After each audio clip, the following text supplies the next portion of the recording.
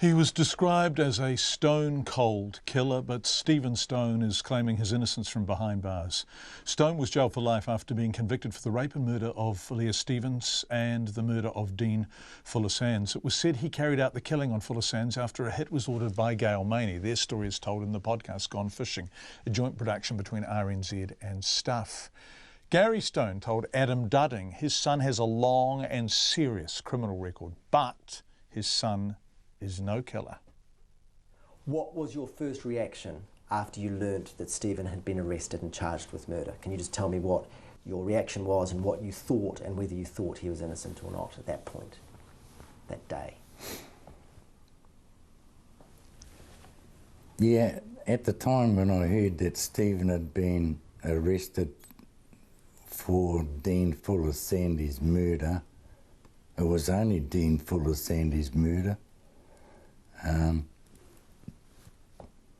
I didn't, you know, it's like somebody's charged him with murder, so it's like, well, he wouldn't charge somebody for no reason at all, would you? You know, it's like, but I didn't.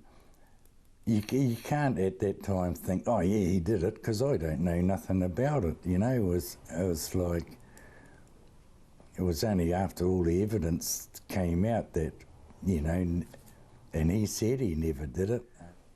Yeah, at the time you think, oh, did he do this or didn't he do this? And, well, you know, it's you can't decide. You can't just say, yeah, I know he did it, because, like,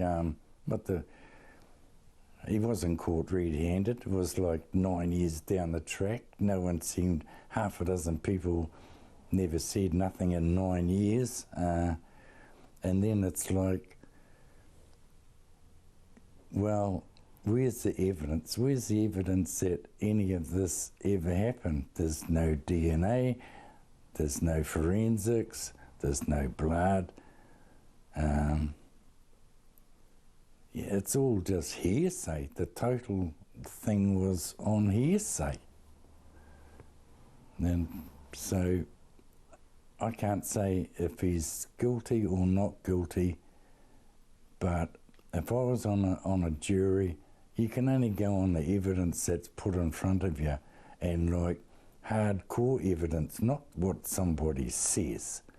Two people supposedly living in a house next door said, yeah, we've seen everything. And when they went through the building contract records, the house was a skeleton at the time, but according to them, they were living in it. So what do you believe, you know? I can only go on the hard facts of that case. Gary Stone talking to Adam Dudding.